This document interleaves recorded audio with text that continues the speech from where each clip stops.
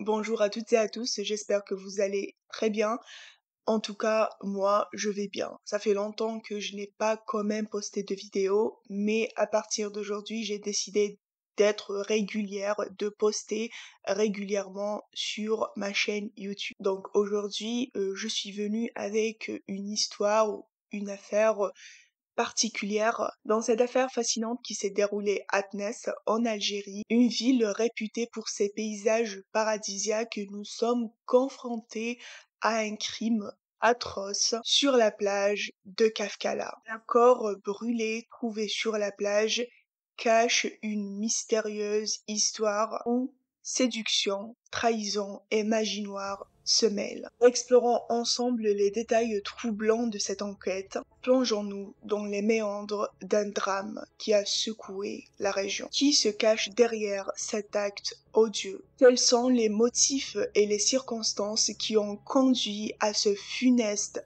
événement? Le 7 novembre 2018, une femme prénommée Soumia se présente à la gendarmerie de Tness pour signaler la disparition inquiétante de son mari Ali, disparu depuis 2 jours, et habitant tous les deux dans le quartier de Guelta. Selon son témoignage, le jour de sa disparition, Ali ne semblait pas avoir de comportement inhabituel. Soumia affirme n'avoir remarqué aucun changement notable dans son humeur ou son attitude, et qu'il n'a reçu aucun appel suspect. Au contraire, Ali était d'apparence sereine et de bonne humeur ce jour-là. Mais Soumia affirme que peut-être le seul souci qu'a son mari, c'est le travail, puisqu'il n'a pas réussi à en trouver un. Selon son récit, le lendemain de sa disparition, Soumia a pris son téléphone et a appelé ses parents, donc les parents d'Ali,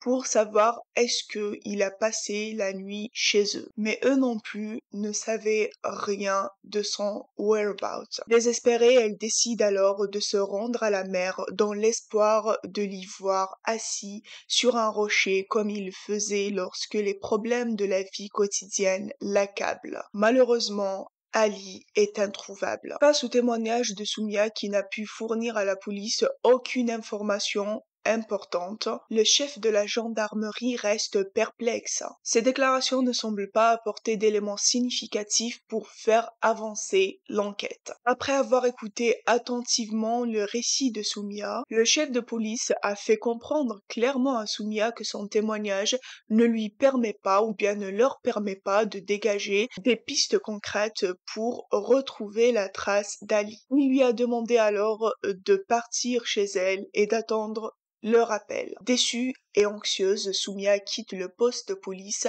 le cœur lourd. Elle sait que chaque heure qui passe réduit les chances de retrouver vivant son mari, disparu depuis 2 jours maintenant. À peine 24 heures après le dépôt de plainte de Soumia, la police de Tness reçoit un coup de fil bouleversant. Un jeune homme signale avoir découvert entre 2 rochers un cadavre carbonisé d'un homme. Immédiatement, la police scientifique est dépêchée sur les lieux. À leur arrivée, les enquêteurs ont découvert à proximité du cadavre une bouteille d'essence, une boîte d'allumettes et un couteau. Manifestement, la victime a été sauvagement agressée avant d'être brûlée vive. Les analyses de la police scientifique apportent des éléments choquants et troublants sur les circonstances de la mort de la victime.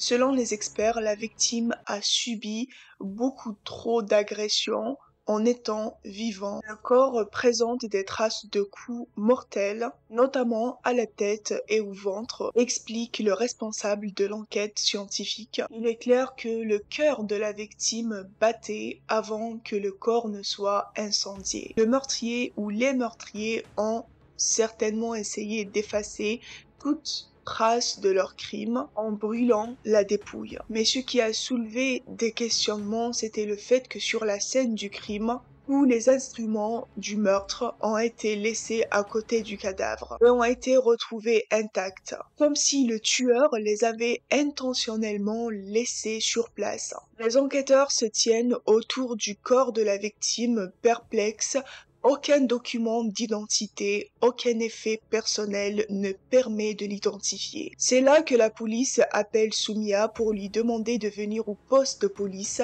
La femme se précipite au commissariat dans l'espoir d'entendre des nouvelles de son mari. Le chef de police l'accueille et lui pose alors la question. « Avez-vous des nouvelles d'Ali depuis quelques jours ?» Le cœur serré, elle lui répond « Non, malheureusement, je n'ai plus aucune nouvelle de lui. » Et cela fait 5 jours. Un voile d'inquiétude passe sur le regard de l'inspecteur et déclare. C'est justement pour cela que nous vous avons fait venir. Nous avons trouvé un corps brûlé que nous n'avons pas réussi à identifier. Vous devez partir à la morgue pour savoir s'il s'agit de votre mari. Mais je dois vous prévenir que son visage est méconnaissable. Vous devrez donc bien regarder ses pieds pour essayer de l'identifier.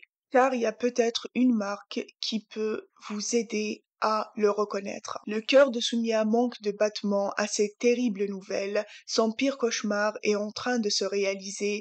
Avec difficulté, elle acquiesce, prête à affronter cette épreuve difficile. L'inspecteur l'accompagne jusqu'à la morgue, où un drap blanc recouvre le corps calciné. Prenant son courage à deux mains, Soumia s'approche lentement. Ses mains tremblent tandis qu'elle soulève délicatement le linge, révélant les pieds noircis de la dépouille. Elle les examine avec attention, le cœur lourd, cherchant une marque distinctive qui pourrait identifier son mari. Mais elle n'a trouvé rien. Quant à son visage, il était méconnaissable, les traits complètement défigurés par les brûlures. Rien ne lui saute aux yeux. Alors l'inspecteur et son équipe décident de procéder à des analyses approfondies pour tenter de déterminer l'identité de la victime. Ils prélèvent des échantillons biologiques sur le cadavre, notamment de l'ADN, à partir des restes carbonisés, puis ils se mettent en quête d'obtenir des échantillons de référence pour les comparer. Comme Ali est porté disparu depuis plusieurs jours, la police se retourne vers Soumia. Elle accepte de se soumettre au prélèvement buccal afin que ses propres données génétiques puissent être comparées à celles du corps retrouvé. Quelques jours plus tard, les résultats des analyses ADN tombent, la correspondance est formelle, le corps appartient bien à Ali, le mari de Soumia. Cette nouvelle plonge la jeune femme dans un abîme de chagrin et d'incompréhension. L'identification formelle du corps plonge toute la famille, les proches, les voisins dans une profonde stupeur. Selon les premiers éléments de l'enquête, Ali est un homme de 42 ans, sage et apprécié de tous.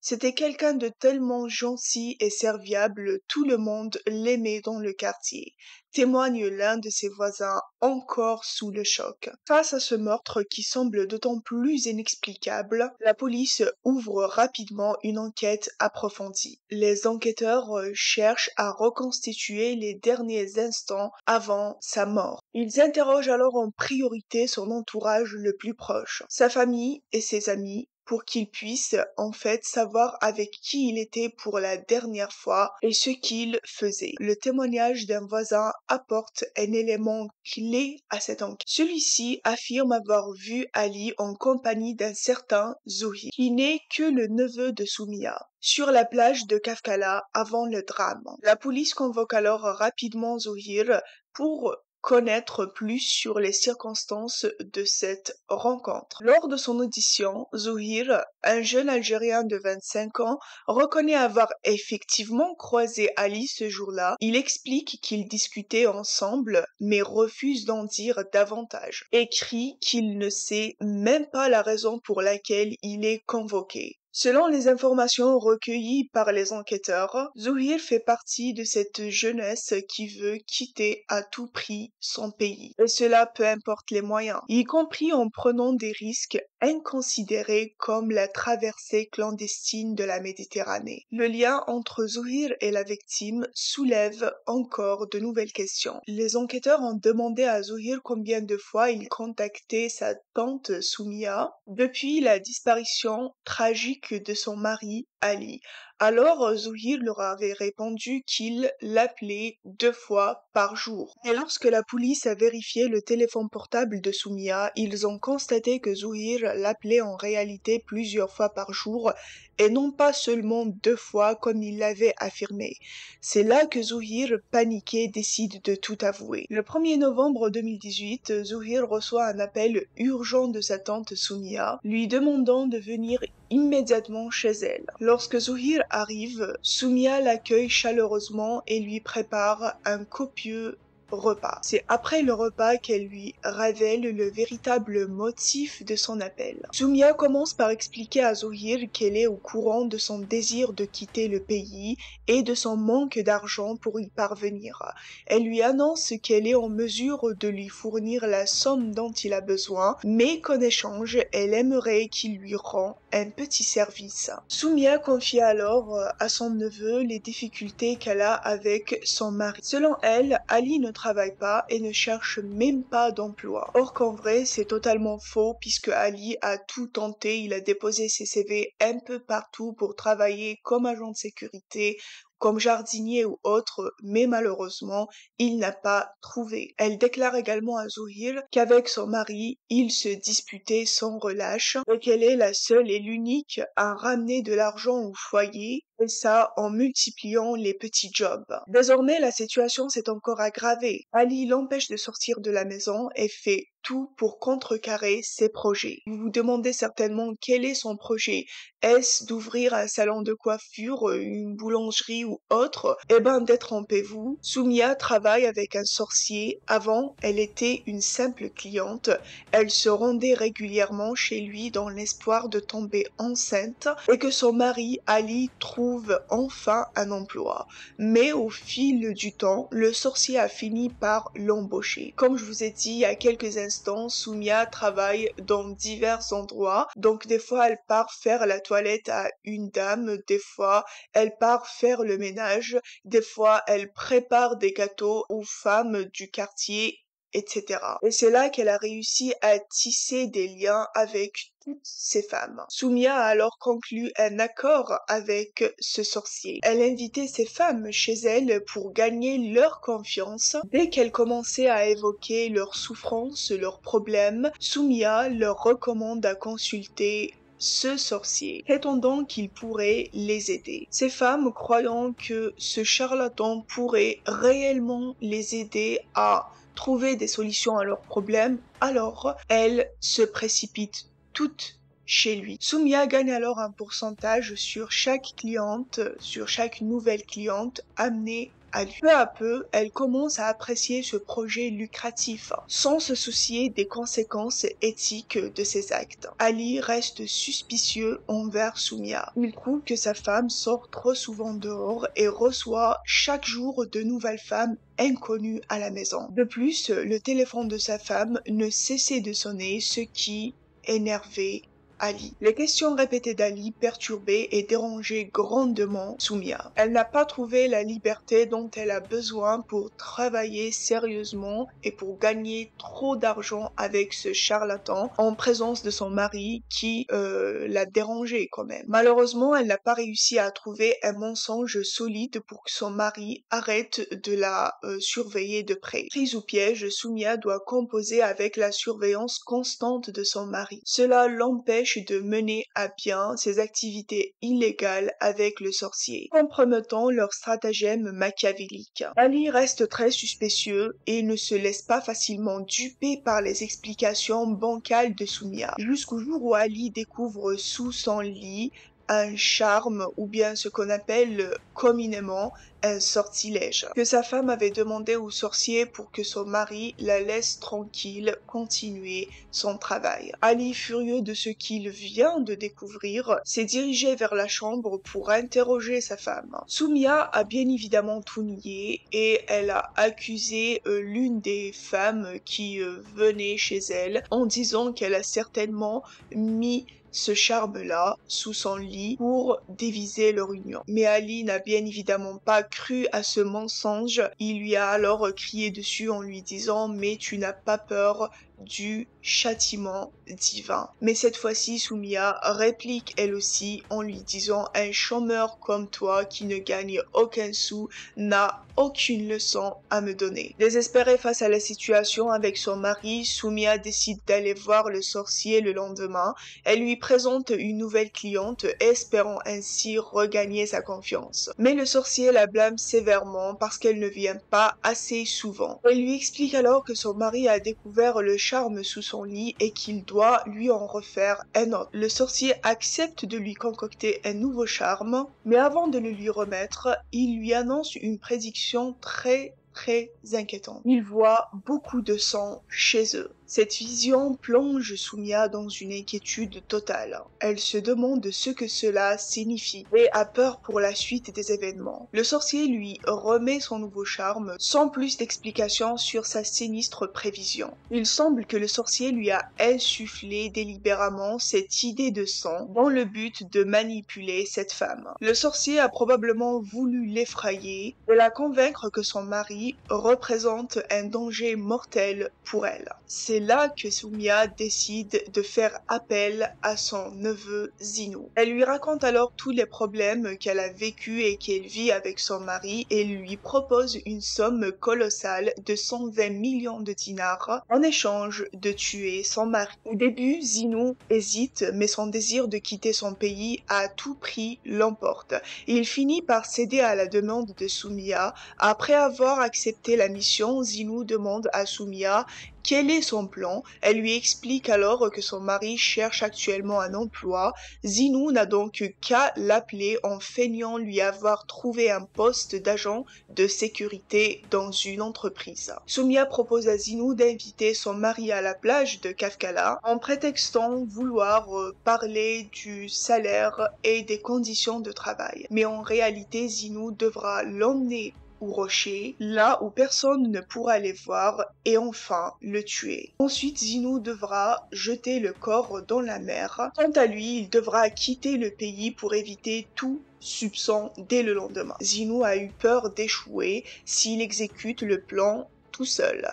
Alors il demande à sa tante s'il peut engager son ami Nasrou pour l'aider. La tante lui pose la question si Nasrou est quelqu'un de confiance et Zinou répond avec assurance que c'est son frère de sang. Dès que Zinou sort de chez sa tante, il appelle son ami Nasrou et il fixe un rendez-vous dans un parc près de chez Nasrou. Ayant les mêmes ambitions et les mêmes rêves de quitter l'Algérie pour partir aux États-Unis d'Amérique, Nasrou décide lui aussi d'aider son ami à tuer Ali. Sa seule condition a été de partager cette somme d'argent moitié-moitié, ce que Zinou et Soumia ont accepté. Le lendemain, Ali n'a pas manqué à son rendez-vous. Le bon matin, il arrive à Kafkala, là où il voit le neveu de sa femme en compagnie d'un jeune homme. Après les salutations, Zinou dit à Ali que, vu l'importance du sujet, ils doivent quand même se diriger vers un endroit plus calme et plus serein pour en discuter. Et ils se sont mis tous les trois à marcher en direction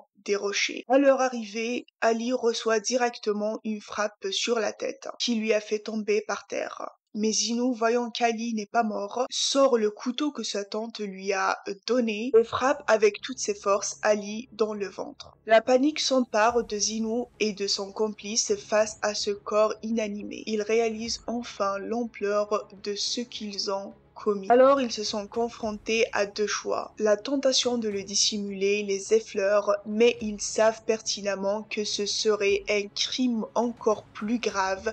Pourtant, s'ils avouent leur forfait, ils risquent de lourdes conséquences judiciaires. Zinou jette un regard suppliant à son ami, implorant une solution miracle. Fuir les lieux ne ferait qu'aggraver la situation. Ils doivent agir vite.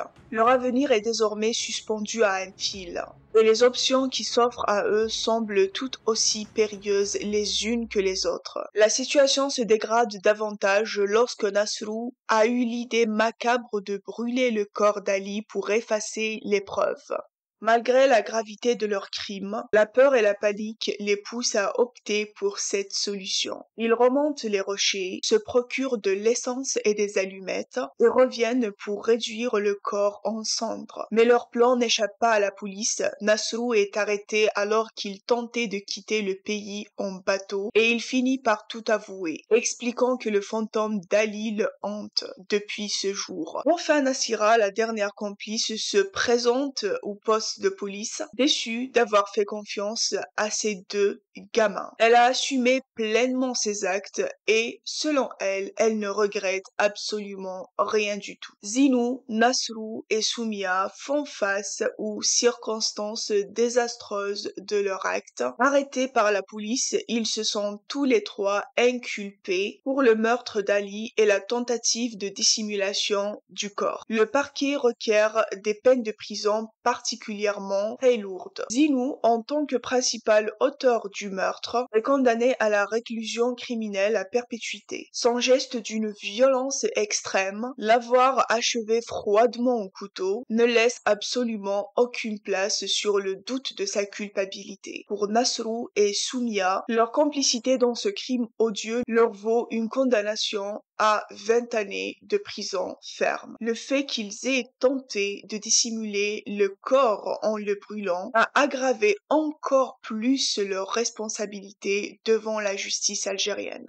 Voilà, c'était tout pour aujourd'hui. J'espère que la vidéo vous a plu. N'hésitez surtout pas à poser vos questions dans les commentaires. Sur ce, je vous dis au revoir.